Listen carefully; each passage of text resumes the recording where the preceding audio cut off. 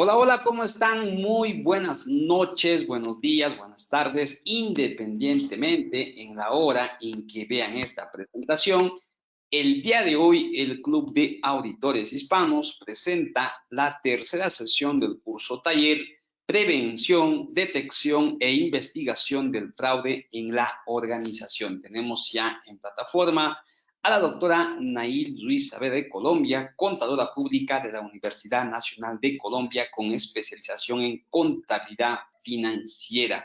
Para nosotros, como siempre, un honor, un privilegio poder contar con el apoyo y la colaboración de la doctora Nail Ruiz a favor de nuestros suscriptores y clientes del Club de Auditores. Doctora Nail, muy buenas noches. Tiene usted el micrófono habilitado. Iniciamos nuestra sesión que nos convoca para el día de hoy. Muy buenas noches. El día de hoy vamos a hablar acerca de la planeación en auditoría, enfocada a la prevención, detección e investigación del fraude.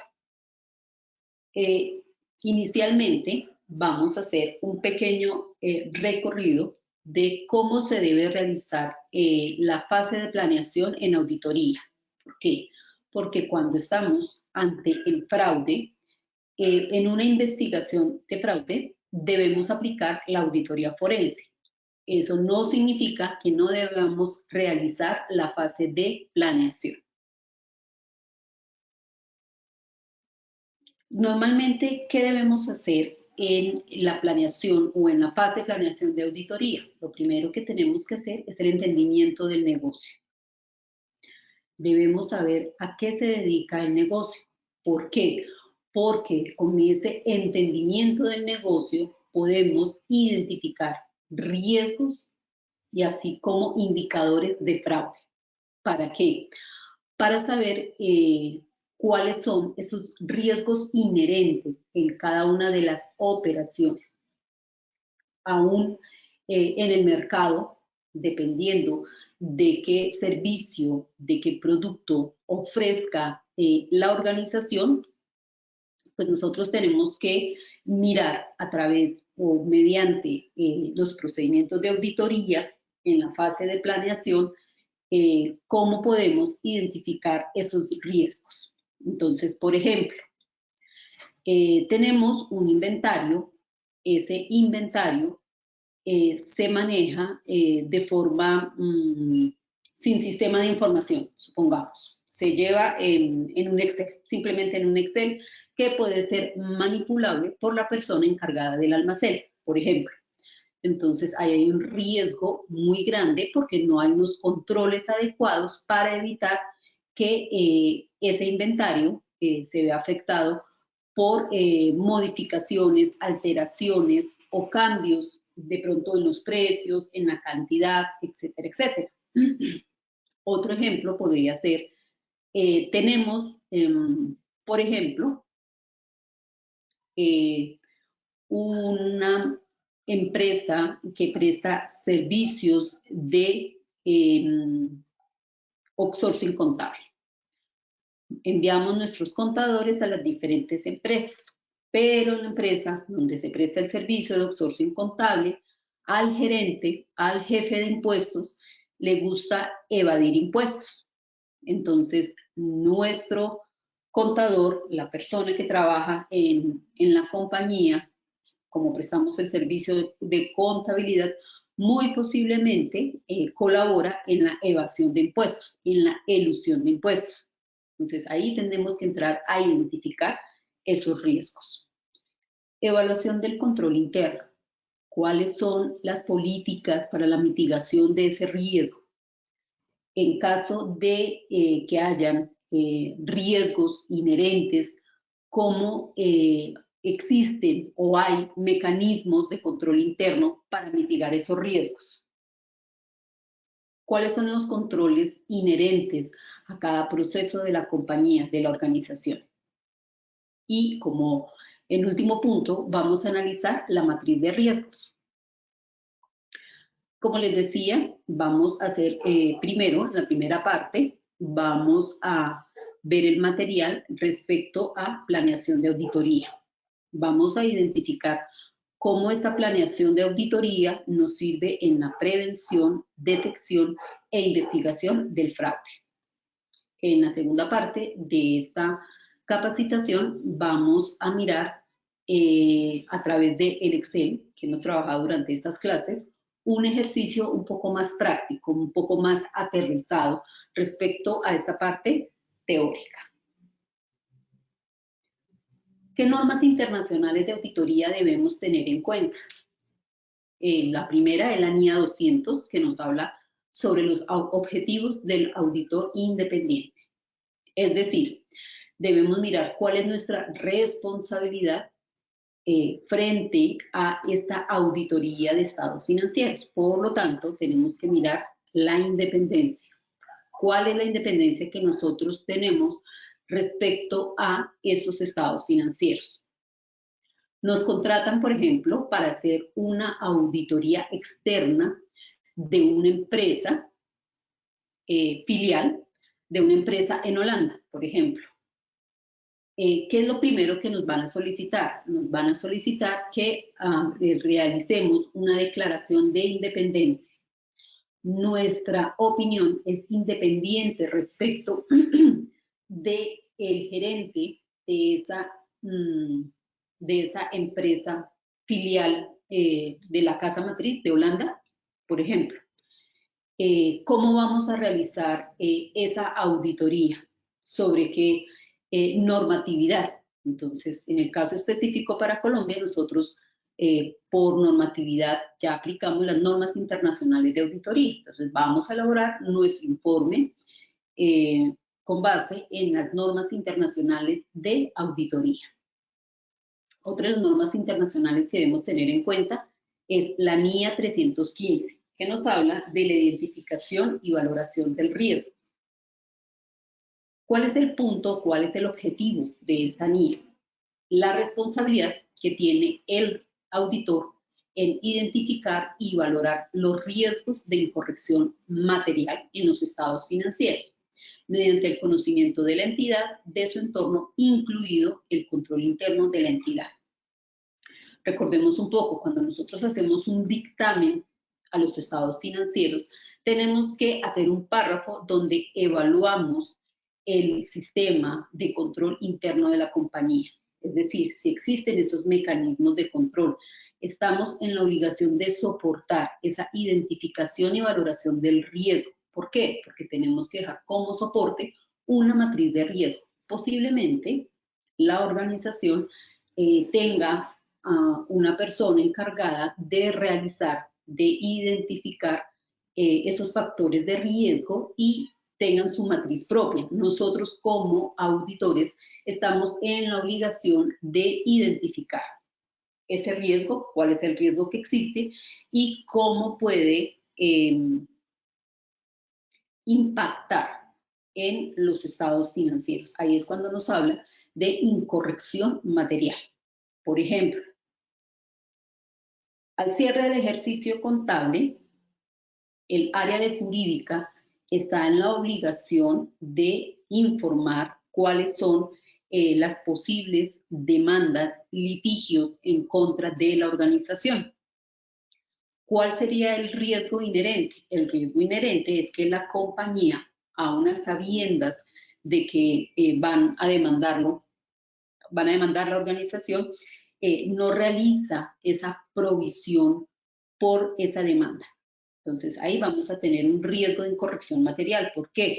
Porque en el momento en que realizamos la causación, la provisión por el riesgo de esa demanda, pues vamos a afectar los resultados de la compañía. Entonces, estamos informándole, en este caso a los inversionistas o a los usuarios de la información financiera, una utilidad en la cual no se está contemplando ese riesgo por esa probable, altamente probable demanda. Entonces, aquí en esa valoración del riesgo, en esa matriz de riesgo que vamos a ver un poco más adelante, pues tenemos que realizar una valoración, un riesgo probable o definitivamente posible. Entonces, dependiendo del nivel de riesgo, pues debemos colocar en la opinión a los estados financieros un párrafo donde evaluemos ese control interno que tiene la compañía para la mitigación del riesgo. La NIA 330 nos habla de respuestas del auditor.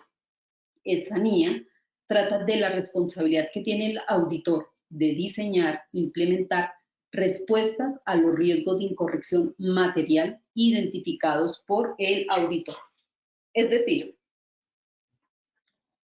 nosotros en el momento de elaborar el dictamen a los estados financieros, antes de emitir nuestra opinión, pues nosotros tenemos que sentarnos con el área contable, con la gerencia y presentarle nuestros hallazgos. ¿Por qué? Porque tenemos que analizar hasta qué punto la gerencia, el área contable, la persona encargada de la preparación y presentación de los estados financieros, da respuesta a esos hallazgos que como auditoría estamos presentando. ¿Cuál es esa respuesta?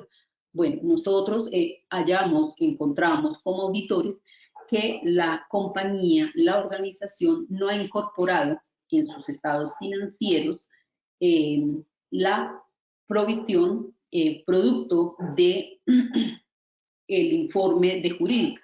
La respuesta que nos va a dar muy posiblemente la gerencia es que la van a incorporar, o puede ser decirnos no, definitivamente no la vamos a incorporar porque eso nos afecta la utilidad y la junta directiva, la asamblea de accionistas quiere ver utilidades.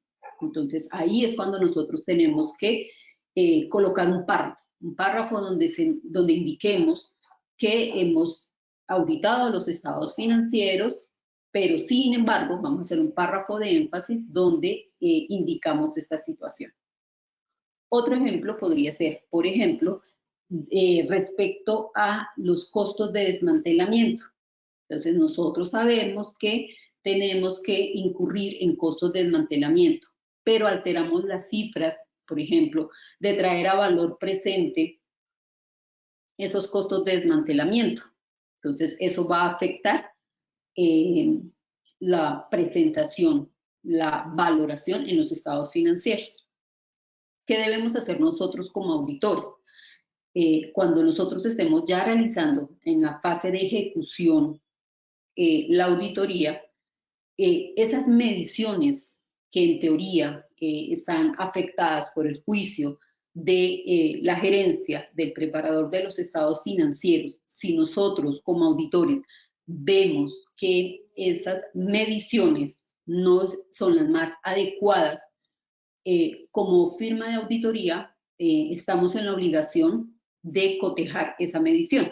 Entonces, por ejemplo, para realizar esta valoración de los costos de desmantelamiento, muy posiblemente tenemos que hablar de un flujo de efectivo a valor presente. Nosotros como auditores debemos estar en la capacidad de realizar esa medición para compararla con la que efectúa la gerencia y con eso tener el soporte para decirle a la gerencia que esa medición está errada. Entonces, ahí es donde la NIA 330 nos indica cuál es nuestra responsabilidad. Nuestra responsabilidad es identificar esos errores de incorrección material. ¿Por qué? Porque, por ejemplo, en esas mediciones pueden incurrir en ese tipo de errores. Entonces, nosotros como auditoría debemos estar en la disposición de implementar ese tipo de respuestas. La NIA 530 nos habla del muestreo de auditoría. Esta NIA de aplicación cuando el auditor ha decidido emplear el muestreo de auditoría en la realización de procedimientos de auditoría. Entonces, aquí es importante que veamos algo.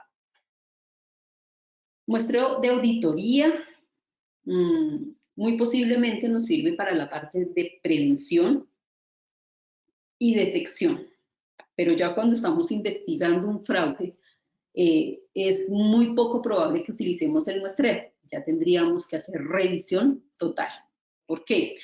Porque cuando ya se nos contrata, no como auditores externos, sino se nos contrata para realizar una auditoría forense específicamente a un ítem que muy posible o muy probable la gerencia o uno de los accionistas considera que no está acorde con la realidad, ya en nuestra auditoría no lo aplicaríamos, pero sí en el momento en que nosotros realizamos la planeación de auditoría, una auditoría de estados financieros, debemos emplear el muestreo. ¿Por qué? Porque las transacciones son muchísimas y nosotros no podríamos revisar todas las transacciones, por ejemplo, de cuentas por pagar, de cuentas por cobrar de la compañía. Entonces, en este caso aplicamos NIA 530, donde realizamos un muestreo de auditoría. La NIA 320 es la de materialidad o importancia relativa. Esta NIA trata de la responsabilidad que tiene el auditor de aplicar el concepto de importancia relativa tanto en la planeación como en la ejecución de auditoría de los estados financieros. ¿Qué significa? Significa que una vez a mí me entreguen como auditor los estados financieros de la compañía, de la organización, lo primero que vamos a establecer es cuál es la materialidad. ¿Qué es material de acuerdo a los estados financieros, a las cifras de los estados financieros de esa compañía? Entonces, la materialidad está establecida en $5.000, por ejemplo. A partir de los $5.000 ya hemos establecido esa materialidad. Las partidas superiores a $5.000 son aquellas a las cuales vamos a enfocarnos para realizar nuestros procedimientos de auditoría, nuestras pruebas sustantivas. NIA 500 nos habla acerca de la evidencia de auditoría. Esta NIA explica lo que constituye evidencia de auditoría de estados financieros y trata de la responsabilidad que tiene el auditor de diseñar y aplicar procedimientos de auditoría para obtener evidencia de auditoría suficiente y adecuada que permita alcanzar una conclusión razonable sobre la cual basar su opinión. Entonces, cuando nosotros colocamos en la opinión, en el informe de auditoría, nuestra opinión está basada en que hemos realizado procedimientos de auditoría que nos han permitido obtener evidencia suficiente y adecuada con el fin de... Entonces, ahí es súper importante que en el momento de la planeación miremos con base en la materialidad cuáles son esas cifras, esos ítems de los estados financieros sobre los cuales vamos a realizar procedimientos de auditoría. Y quizás la NIA más importante y la que tiene más que ver con la prevención, detección e investigación del fraude es la NIA 240. ¿Cuál es la responsabilidad del auditor con respecto al fraude? Esta NIA trata de la responsabilidad que tiene el auditor con respecto al fraude en la auditoría de estados financieros. ¿Por qué? Porque nosotros siempre vamos a estar hablando de materialidad en las cifras, pero aun cuando si nosotros como auditores nos damos cuenta que no existen adecuados mecanismos de control, que no existe una identificación de riesgos, no existe indicadores de fraude dentro de la compañía, o sea, en cuanto a eso no hay absolutamente nada, nosotros como auditores estamos en la obligación de colocar en nuestra opinión, en nuestro dictamen de los estados financieros, debemos indicar que el sistema de control interno de la compañía es ineficiente, es inadecuado. ¿Por qué? Porque es una alerta para que la gerencia, para que la asamblea de accionistas tomen medidas respecto a qué, respecto a esa identificación de riesgos, a implementar mecanismos de control, mecanismos del sistema de control interno. ¿Por qué? Porque precisamente por eso es que se va a encontrar respecto a qué, a indicadores de fraude. Entonces, por ejemplo, si el área de tesorería no tiene unos valores controlados para el pago, para el giro a proveedores, sino sencillamente puede girar el valor que desee girar, pues eso puede implicar que la tesorería pueda cometer fraude. ¿Por qué? Porque no hay unos mecanismos de control. Entonces, supongamos para la compra de activos superiores a $1.000, $2.000, dependiendo, vamos a establecer que se deben allegar 3 cotizaciones. El jefe de compras, el jefe